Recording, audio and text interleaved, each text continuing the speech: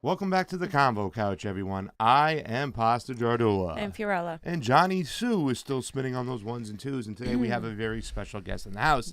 Today's guest goes by the name of Mr. Erin Fox. Erin Fox has served as the Green Party of the United States Coordinated Campaign Committee as co-chair and currently sits on that committee. He proudly represents the Green Party of Michigan as an alternate delegate to the National Committee and as a member of the Green Party USA Media Committee. In March 2020, Fox resigned as a member of the GPUS Presidential Campaign Support Committee to manage the exploratory committee of former Minnesota Governor Jesse Ventura. Currently, Fox chairs the non-connected committee We Want Jesse, a group advocating for Jesse Ventura to receive the nomination of the Green Party for President of the United States. How you doing today, Mr. Erin Fox? Doing really well, Pasta. Thanks for having me here. Fiorella, thanks. I appreciate Hi. Yeah. Thank having you. me on the show. It really is a pleasure. This is a great show today. I'm fielding a lot of calls from my friends today about the whole, you got to vote for Biden over Trump. No way, I'm not voting for Trump over Biden, and it's going crazy. And every single time they mention our videos about Jesse Ventura, they say, I would really like to vote for somebody I want to vote for this time. So tell us, what is your role, your position, and your connection to Jesse Ventura's unlikely but possible campaign? Sure. I managed the exploratory effort that was held about a month ago. We started it. You probably noticed a tweet from Jesse saying that he had filed a letter of interest with the Green Party of the United States Presidential Campaign Support Committee. And he had also tweeted and announced that he was testing the waters, which of course is pretty precise language. And we started to build a team, and we took a look at the viability of Jesse being able to enter the race at that time. And then last Friday, Jesse held a press conference, and he announced that he's not able to become a candidate at this time and run. Which of course was very sad. We had a really huge outpouring of support for him and his candidacy. And the issue is, there's a decision that he has to wait and make in June, and he really can't announce a candidacy in good conscience until he's able to make that decision in June. And what that means is a couple of things. First of all, it unfortunately kind of puts Jesse out of the process for being a traditional Green Party candidate. And that means going through the steps of official recognition, first becoming on the active candidates list and then becoming officially recognized. And at this time, the Green Party of the United States has 3 officially recognized presidential candidates, and then a handful of folks who are also on the active candidates list who have been seeking the nomination. So folks kind of thought it was over, but at that press conference, Jesse also, mentioned a couple other things. Firstly, he mentioned that in June, he would be making a decision that was based on a family health related decision that's private. I really don't want to discuss it, but he needs to wait until June to make that important decision in his life, that might affect his life in a tremendous way. So he did talk about that and say at that point he might reconsider. And then also later in the press conference, Jesse had said that he would be willing to participate in a brokered convention. And so the interesting thing is, of course, in the various Green Party states, they have conventions and caucuses, and they, folks vote, and then the delegates are allocated generally in proportion to the vote.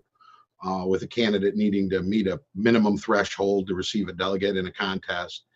And then those delegates are sent to the presidential nominating convention in July. And, our states have most of the states have write-in options. So you're able to write in a candidate. And also, Jesse is also on the Indiana ballot. So he's on the ballot in Indiana. But in many other states, folks are able to write him in. And, the group that I'm with, We Want Jesse, we felt really strongly that if Jesse was able to change his mind in June, that we wanted to be able to make sure that there was some groundwork there that was laid so that he could continue to participate. And that means advocating for his nomination, without him. And so that's what the group has been doing. When we talk about a brokered convention, that's another thing that is well within the rules of the Green Party. And so, while we're not approaching this in a normal process, we are trying to make sure that the many supporters of Jesse Ventura who want to see him become the Green Party nominee for president have an opportunity to vote for him in the coming weeks. Okay, so let me just get this straight real quick, because I read your manifesto, and your manifesto says completely, and I remember that video of Jesse saying, you better show me it's worth it to run. But You said in your manifesto clearly, Jesse wants to run. I mean, you're saying that to the world, somebody who's close to Jesse Ventura, that he wants to run. It's just that the stars haven't aligned. He had to abruptly drop out because of his wife, you just mentioned. But you're trying to provide a path because you feel, being close to him and the campaign, the possible campaign, knows that Jesse, deep down inside, wants to run. You're saying that. Pasta, I wouldn't be doing this, if I didn't believe that Jesse wants to run, and so I've had private discussion with him about this, and and he's expressed to me that he does have a desire to do this. He wants to do this. But as you said, he wants to see the support is there for him to do this, which I think that we did show that during the exploratory period. With just 2 tweets, he was polling at 18% in a Fox News MSN poll, which is really significant. It's the highest a Green Party candidate has polled ever for president.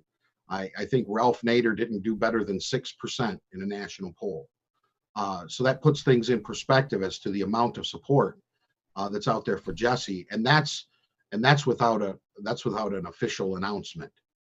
So there is really strong support. In fact, I've been overwhelmed. It's been a lot of sleepless nights since we started the exploratory campaign and now have started this non-connected committee, because there are so many people who are reaching out who want to help the effort, and it's really amazing the level of support. It's something that in the last 4 years that I've worked with the Green Party, I've never seen anything like it.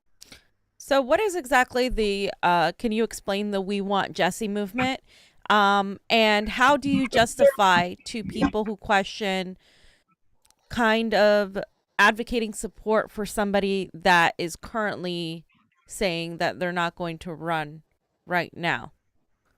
Sure. I think that's a fair question. And I think that a key point here to take out of this is that democracy is not just about having choices of people to vote for. Democracy is about being able to choose the person you want to vote for. And that's the spirit of having write-ins to begin with. And that means if I want to nominate Pasta for president, I should be able to do that in a democracy. So there are a tremendous amount of voices that are currently being unheard, because they do support Jesse being nominated by the Green Party. And it would really be a travesty to democracy to allow those voices to not be able to express their opinion with a Democratic vote in the remaining conventions that are left for the Green Party. And a lot of people who have knowledge of the Green Party, though, say that the party has a tendency towards being disorganized, dysfunctional. What separates the Jesse Ventura possible campaign or that side of the Green Party from like the traditional institutional Greens? Because Pasta and I have been privy to a lot of conflict that we've seen, to say the least. Let me tell you a little story about how I looked at the Green Party when I came to it 4 years ago, as a volunteer for Jill Stein.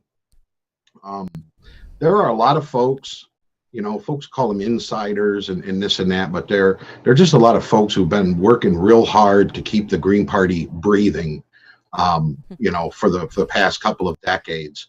And especially during the Obama years when there was very low interest in the Green Party, there's a steadfast group that has remained that has kept the party together and made it so that we have another option. We have, an alternative to the duopoly parties and to other third parties. And, so I look upon those folks kind of as parents. A candidate that I worked with back in 2016 said, Erin, I've got all of these great ideas and I've been kind of bouncing them off the greens and I'm not getting much traction and what's going on. And I said, well, we got to look at it like this, the Green Party is these people view it like as their child. It's a complete part of their identity. And they've kind of fostered this child over the past 2 decades. And, folks come along and they're real excited and they want to do things with it. And they want to take it places and they want to fall in love with it, just like the parents. And, it's really just, it's just like it's a courtship for a new couple, and the parents have questions. The parents want to make sure you're going to treat their child right. They want to make sure that their child's not going to change, right? They want their child to be that child that they've always known. And I think that these are like really valid concerns. And I feel these concerns from folks in the Green Party, right? They say, well, what if we grow too fast? And my argument in response to that is, what if we're not growing fast enough? Because climate change is a time-sensitive issue. And there are a lot of issues that we want in the Green Party, and there are a lot of issues that progressives would like to see addressed. But climate change is something we can't afford to continue to wait to discuss. And I can say, as a person who's followed politics, for several decades now, that I don't feel that climate change will be adequately addressed by either of the 2 duopoly candidates. I realize that Biden is consulting AOC about, his environmental policy. But in the end, I think we all know Joe Biden, and we know his tendency to go with the establishment. And I don't think a Biden presidency would see us going off of fossil fuels anytime soon, making a plan to do that, or to make moves towards sustainable energy. Just to push back really quickly, what can the Green Party do right now in a system where the duopoly one of the parties is going to win the nomination? What can the Green Party do for itself to strengthen its ability to work within such a corrupt system in a way that would actually make a difference? So, because a lot of people in the centrist moderate world look down on people who are independent, which is the majority of the country, when they vote third party, because they're saying it's a wasted vote. How can we make this not a wasted vote? We can nominate Jesse Ventura for president of the United States. That's what the Green Party can do in the here and now, and they can have a candidate who's already polling at a level that he would be able to participate in the presidential debates. And I think Jesse has a very good reputation of being a great debater, very strong in debates, very difficult to cast aside. Let's put it that way. Personally, I like Jesse's chances if he gets to the debates, but I really think the responsible thing for the Green Party to do is to nominate a candidate who's got a shot, who can muster the resources to be able to get into these debates and who can be competitive and have a chance at winning. And I'm very confident that given the current field, that Jesse Ventura has an excellent shot of winning the presidency if he's nominated. Yeah, I think Jesse Ventura, the candidate, is great. He's Green New Deal. It's his number one issue right now. Excuse me. A lot of people would say he's a libertarian or not, whatnot. But he went, I think, to the Green Party because this issue of climate change is so important to him. And I love Jesse Ventura because he does have those libertarian views where he watches out for our civil liberties and whatnot. And that's important. But if Jesse Ventura were to run today, okay, you say you're a little bit different than some of the institutional Greens. Is your campaign ready to rock and roll? Do you have the infrastructure in place, Mr. Fox, today? Will there be a website up with every single issue? Will you be ready to rock and roll and make the necessary connections within social media that the Green Party has failed to make and get your word out there? Yeah, in the event that Jesse becomes the nominee, we will be ready to launch a competitive campaign. We've got a tremendous amount of support that's come forth. We want Jesse. We already have 1,200 volunteers on the books. That's after a couple of weeks of seeking volunteers, and really only a couple of days of intensely looking for volunteers. So, that's just the beginning. But we've been building infrastructure in states that is a stronger infrastructure than the Green Party has had in the past. For example, in Michigan, we have a cadre of regional organizers that are now organizing at the county level, and the Green Party structure really doesn't have that level of organization developed. And so, yes, it would be up to the campaign to build a lot of that structure. But as I said, a lot of that's already been built. We're identifying, people that could help with a potential campaign in the future. And so right now, the committee has a lot of volunteers, and I'm sure that most of those volunteers would be excited to move over to an actual campaign. Yeah. So yeah, I feel pretty strongly that we can muster that support. And what's incredible though about Jesse Ventura is if you look at his first 2 election wins, he did it without a machine. He really he did it based on the fact that his policies are incredibly popular with the people. And I know that you brought up, a little bit of where Jesse brings his support from. And that's what's great about Jesse is as a candidate, he'll be representing the Green Party, representing the Green platform, but he draws from everywhere. He draws the progressive Democrats, the burners are really excited about Jesse. He draws the union folks that voted for Trump because Trump, talked about fixing NAFTA. He draws from moderate libertarians. He draws from moderate Greens. He draws really strongly from independents.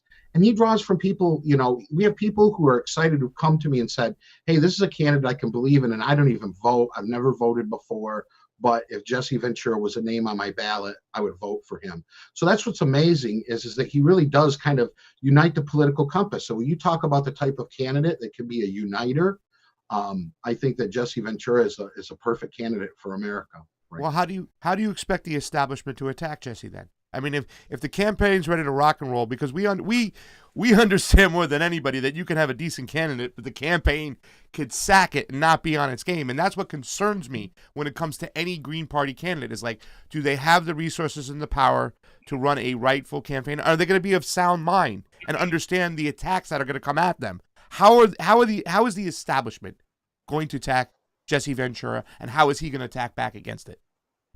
Well, I mean, you could look to Jesse's recent performance for some good evidence of that, because of course everybody knows that Jesse is a host on RT, and he has the top rated show on RT America, The World According to Jesse.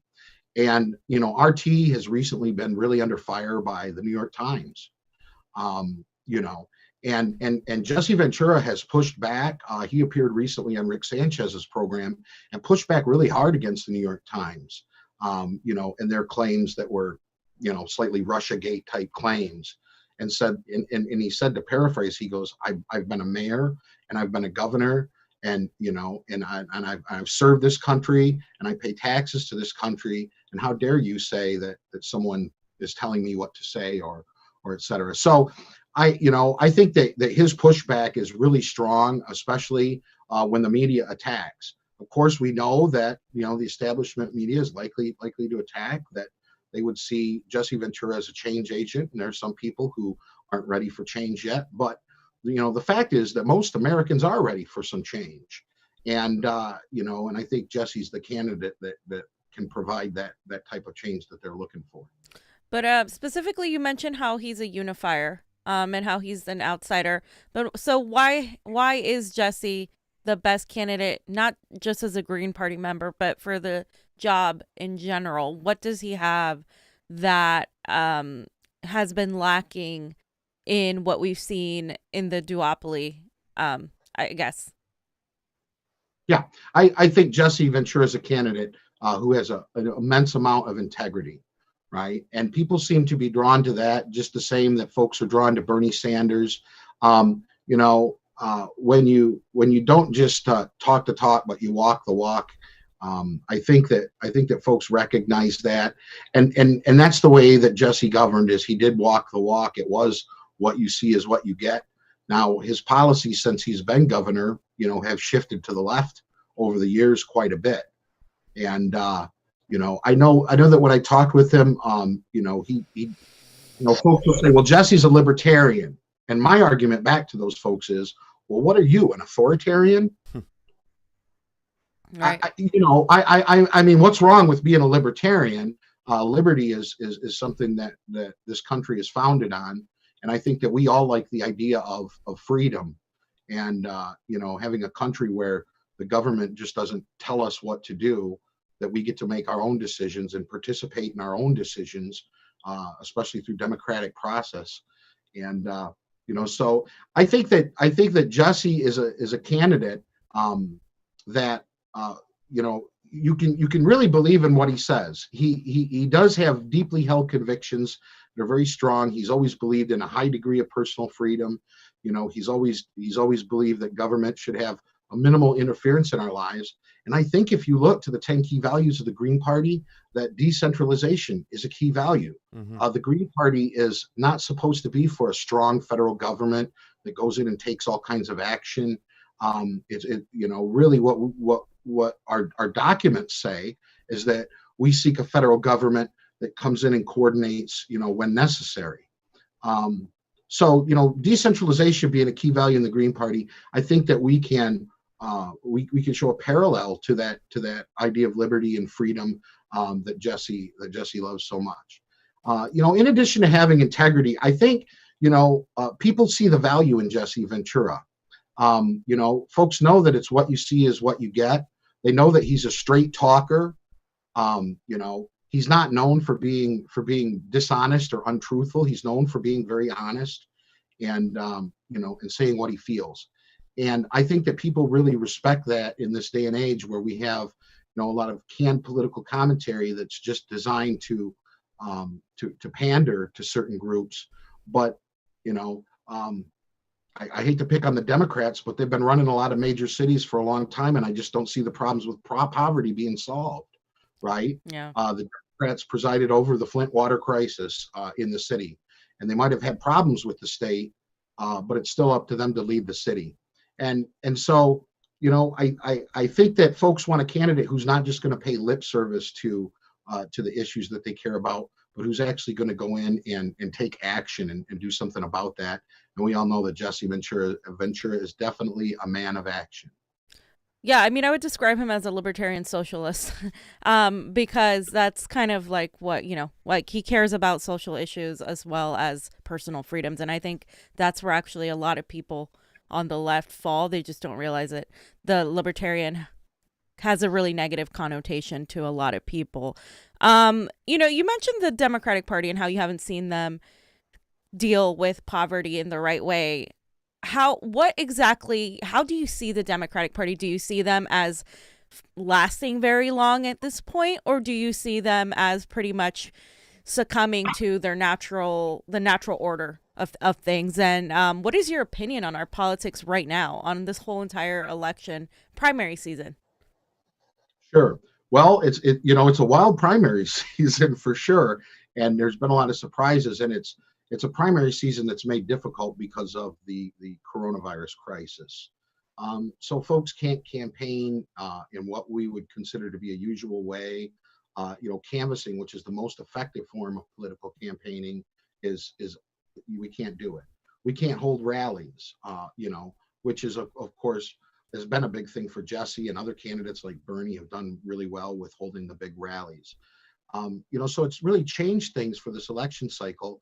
When you look at the political landscape and you look at the relevancy of the Democratic Party, the leadership of the Democratic Party fails the rank and file Democrats by continuing to go against the will of the people, continue to ignore the voices of progressives in that party. And, for a long time, a lot of progressives have stayed with that party because they view it as the only viable solution or choice. And folks really need to know that this is not a two-party system. When you hear that, that is somewhat of a misnomer. Two parties are important for the electoral college, for the 270, right? There's math there that has to be done, and that really makes it a two-party race, and that's why we need some reform with the electoral college. But when you look at all these other races around the country, as many parties who would like to get on the ballot and get a ballot line and run are free to get in there and join and run. And, just not that many parties are doing so. And so the choices are limited. I think we need more voices, more choices in the mix.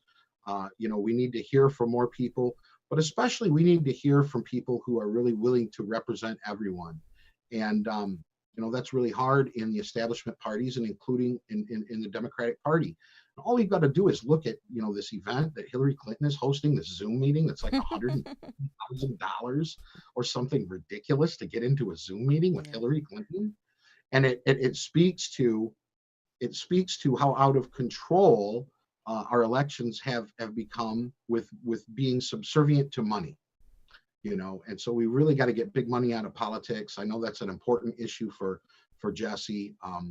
He wants campaign finance reform. He doesn't believe in long political campaigns. He thinks we should shorten them up, that's part of the problem why they're so expensive. I tend to agree with that. And we just have to stop spending so much money on campaigns. Now, of course, a political campaign, it's a marketing campaign. And the founders of this country really couldn't have imagined the growth of population over the years, and how our life expectancy would grow longer and how population would grow, and you'd have these large masses of people. It seems to me, at least, from my education, that in the 1700s, there was a lot of direct democracy. There were a lot of town hall meetings where citizens got together and they decided things. And then they elected a representative to go to Philadelphia and tell them what they decided. And that's kind of a big part of the problem with politics today is that folks don't get to really do this part of it anymore. The representative just decides on their behalf. And part of the reason is because we have folks representing really large groups of people. So if you're running for U.S. Senate and you need 375,000 votes to win, and it costs you $1 just to mail your whole universe a postcard, you're going to have to raise this money. It's going to have to come from somewhere. And that's why we need to go to public financing of elections and just make that money available for candidates to use, to set up some decent benchmarks that, separate the wheat from the chaff, but allows serious candidates for public office to run, with public money and, and take this big money influence out of politics that has been so pervasive. Yeah, I hear Jesse tell people, I'm going to do my best Jesse Ventura imitation. If you want to change democracy, then vote. Go out and vote. Vote green. But I haven't heard Jesse Ventura talk about election integrity. You're talking to two election integrity activists over here who understand that our public voting system is privately owned by corporations. Where does Jesse Ventura stand on election integrity? Well, I can't speak for him. I don't want to put words into his mouth. I would suspect that he is a strong advocate for election integrity. I'm sure that Jesse's probably covered this on one of his programs in the past. But, from the other policies that we've discussed, specific issues that we've discussed, I think that Jesse is for election integrity. I'm sure that he knows right now that we don't completely have integrity in our elections, and I'm sure that he's also concerned. How was my imitation on a scale of 1 to 10? It was pretty good. Pretty good. I liked it. If you have a question, I have a couple more. Go ahead. Oh, well, okay. So let's unpack this interview real quick for 1 second. So you're running. You have your We Want Jesse movement to keep a lane, to keep an alley open for the governor should he decide to run. And if the stars align, which I'd like to say, please, good luck to his wife, because I know we often think of it in a political way that if Jesse's wife is okay, he'll have the opportunity to run. But sometimes we forget she's a human being, and our hearts and love go out to Mrs. Ventura, and I hope she's okay. But if she does get a great diagnosis, Jesse decides to run in. You said he needs to get 15% in the upcoming primaries, I think, to have a chance to speak. Is that the truth? Well, and what do we do to obtain that? And if, in fact, we do get a chance for him to speak at the convention, will those institutional Greens, because I know that Howie Hawkins' campaign is not going to necessarily easily just give it up to Jesse, what will be the barriers and the hurdles there? Go ahead, Erin. So let's talk about this. This will be a tight race, right? This will be difficult for us to do because, in order to speak at the convention, we'd have to get 3 delegates for Jesse. And so the 3 delegates doesn't seem to be a big issue. For example, he's on the ballot in Indiana, and he's going to get some votes there. And we've got a couple other states where we're very strong, and we feel like we've got those 3 votes. But the second thing that must be done is to disallow any other candidate a simple majority. And that would force a brokered convention. That would mean a second round of voting in the convention. And at that point, delegates would become unpledged, and they would be free to, vote their conscience, to vote, for the candidate of their choice at the convention. And so, that's really the pathway, is to try to secure enough delegates in the remaining process to deny a simple majority to any other candidate. Wow. Okay. How is the relationship with the Hawkins campaign right now? Have you guys talked, had any communication with them whatsoever, or is it kind of? We had Kevin Zeese on the show last week, who represents Howie Hawkins, and I'm a big fan of Kevin Zeese. However, my problem with Howie Hawkins is I don't think he's a strong enough leader to really go out there and merit people to vote for him. I think in this whole process, we got less than 5,000 votes total for Howie Hawkins. But I mean, is there going to be issues at the convention and trying to get Jesse to be the nomination? Well, I think it's going to take some persuasion, but let's take a look at this a little bit. You asked, how are the relations? There is an open line of communication between myself and Andrea Merida. Okay. At this point, things might be a little tenuous based on some comments that I've seen online. Yeah. I can say this, that Jesse Ventura is approaching the Green Party because he believes in our values and our positions, and he wants to help. It serves Jesse no purpose to talk negatively about the other candidates. He's not here to harm the other candidates. I could say that my perspective is that Howie Hawkins has been a great Green even before there were Greens. Howie was working at being a Green. I always like to point to a document called I think it was For Left Green Network, that was written by Murray Bookchin and Howie Hawkins back in the 80s. That was kind of a precursor to the Green Party's 10 key values. They had more like 14 key principles that they covered. But you could see where the thinking was going, and you could see that the evolution that was happening. And I'd like to say this, is that the Green Party has always been somewhat of an alliance. People will talk about factions within the Green Party, etc. It's an alliance of a variety of ideologies that coalesces around the 4 pillars and the 10 key values in the platform of the Green Party. And so you've got socialists, you've got folks who are communalists, you've got all different types of folks who kind of identify in that green square of the political compass, who are in the Green Party. So you have a mesh of differing ideologies, and I think that it's important to realize it's an alliance, and it's an alliance for a reason, and that's because we all have common issues that we'd like to address. Howie Hawkins has been a really good leader for the Green Party for a lot of years. He's been really dedicated to his values and to his ideas, and he's worked really hard and just a very sharp, well-read, I think, person who is really, really loyal to his beliefs and who is willing to put forth a tremendous amount of personal time and energy and sacrifice, towards the things that he's looking for. But, the bottom line with politics, as I was saying, is that it's a marketing campaign, and So you have really two choices in a marketing campaign. You can either, you can either have money or you can have name recognition or a combination of both. But it takes that, to win at the federal level. And unfortunately, Howie Hawkins hasn't been able to demonstrate that he can muster the financial resources to be competitive in this election. And he certainly has not been able to achieve the type of name recognition that would be needed in order to reach people in mass and get through to a lot of people. And that's not to discredit him at all. He's been working really hard, and our struggle is real, and it's very difficult. It's not, it's not easy. And we all have this shared struggle that we're working together, to try to advance these goals and these principles. But the Green Party as a whole needs to realize that because we don't take that big, dirty corporate PAC money, we're at a monetary disadvantage.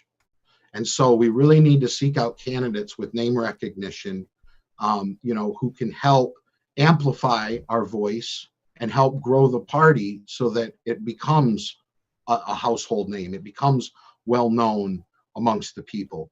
And so I don't think that we've ever had or a better opportunity to do that than we do now with Jesse Ventura. I think that he is an excellent opportunity for us to, take the Green Party big time, so to speak, and really connect with a much larger group of people who who's not for clean water, who's not for clean air, who's not for the four pillars of the Green Party. I mean, if you don't support the four pillars of the Green Party, it's like most people support those four things. So, what are they? Bulletproof. Bullet point. Boom, boom, boom, boom. Yeah, boom, boom, boom. You're going to make me test my memory. Grassroots democracy, ecological wisdom, nonviolence, and my favorite, social justice. Got it. Well, you have a question? I have a question. No, I was just going to say, I think Jesse is the leftist, populist, anti-establishment fighter that was needed probably during this primary, that Sanders kind of stepped back from being in an effort to placate, to be super, cordial with the Democratic Party, to say the least. And I think people are hungry for somebody that is going to take the gloves off. And that is why I perceive Jesse Ventura to be the strongest candidate, because he excites that momentum. And that's something that you need, as you have mentioned, in order to have a successful campaign, 100%. Because right now, people are just very disillusioned. And the only thing that's going to get them motivated to really go out there is a candidate that really makes them feel like it's not just another politician spinning the same points. Yeah. But my issue is, what if Jesse gets in, he decides to run, he runs as agreed, he gets over the 5% threshold, which you guys are trying to reach for what you need to succeed, but then doesn't win? Where does all that power and money go to then? Who's running the party then? If Jesse runs but gets over the 5%, but, is he going to hang around to run in another 4 years, or is he going to be involved with the Green Party finding another nomination going forward? I mean, where does that money and power eventually go, in whose hands? So here's a really interesting point that you bring up when you bring up that number. And I think that the Green Party needs to move away from that 5% messaging. I think it's destructive to the party, because when we put it out there that our goal is 5%, like, really, like, if you went to a bank for a loan and said, well, my goal is to do 5% of what's in this business plan, would the bank give you the loan? No, they would say, well, we want you to do 100% of what's in the business plan, and then we'll give you a loan. And so I think the 5%, even though it's an important goal to reach, that we should be, shooting for the moon. We should really be shooting for wins, with folks who are able to make that happen. But in terms of Jesse, I know that we had talked about it, during the exploratory phase, and if there is a campaign, then the immediate goal would be to get into the debates. So that's 15%, and in a couple of polls, and then the goal would be to win. I think folks know that Jesse, is a great competitor, and he really wants to win. So the 5% is interesting. Though, say that happened. Say that we got that far. Jesse ran a campaign and got 5% or more. And what happens next? Jesse is interested in being the candidate for the party. He's happy to lead the party and to stand on its platform and et cetera. But he's not looking to administrate or run the party. So the same folks who have been administrating and running the party, the national committee and the steering committee, who are elected each year would continue to manage the affairs of the party. So I don't think that we would see a big change, other than there's a couple other issues that you can talk about if we do well, and one of them that would be very important to the Green Party would be permanent ballot access. The Green Party has struggled with ballot access. We continue to struggle in states like Oklahoma, where it's $35,000 to register. The hurdles are immensely high. And in some of these states, support is really low because they're low population states to begin with. There's not a lot of political activity happening in those states, and it's difficult to do outreach in some of the smaller states. So, ballot access, which has presented a huge challenge, the Green Party could forget about its ballot access committee. And as you said, we could meet that threshold for permanent matching funds, and and be able to get that money that the party so desperately needs, to have a national headquarters and to have the type of infrastructure that can support candidates. You look at organizations, for example, at your state house level, you have a state house Republicans organization and a state house Democrats organization. We need that at the national level for Greens, right? We need an organization at the national level that can help support future Green candidates at the federal level. And eventually we're going to keep running. So eventually, we're going to get some in there. The party would still be calling the shots in terms of, in terms of future party development and et cetera.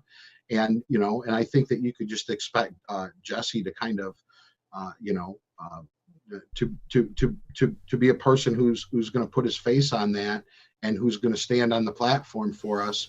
And if we can get him into public office, that means that green friendly toward policy, friendly toward a lot of folks in the Green Party that can help us in all different ways with advising government or coming up with strategies for sustainable technology, for example, and things like that. Yeah. And so I feel good about it, Pasta. Well, somebody from the super chat, I lost it here, John, but I believe it was Tryan Buffoon. The second one, it says, what are the odds that the establishment's going to let Jesse on the stage to debate with those two chumps? Like, in other words, are they going to try to do the same thing they did with Jill Stein? And they're going to, I mean, Jill doesn't even have the name that Jesse does. I would have a hard time thinking, I would think that Donald Trump would be like, let's do it. That would be the greatest ticket right now. You got Jesse, a Trump, and Joe, the village idiot in between, the three of those on stage. But what do you think the odds are they're going to let him on the stage yourself? What do you think? And then I got one other question from a super chat to finish up the show with. I think that Jesse Ventura is so popular, there's no way that they can keep him off the debate stage without it being a terrible debacle. The presidential debates are probably going to be little more than a Zoom meeting. I don't think that there will be any excuse for keeping out a credible candidate who's polling well. And one of the greatest tweets that has come out during all of this, because there's just a flurry of activity when the governor tweeted, about running. One of the greatest tweets was this gentleman said, Jesse Ventura is the type of candidate who can walk out onto the debate stage, stand in the middle, and do sideways thumbs and say, yeah, I know how to deal with a couple of predators and win 36 states. Yeah.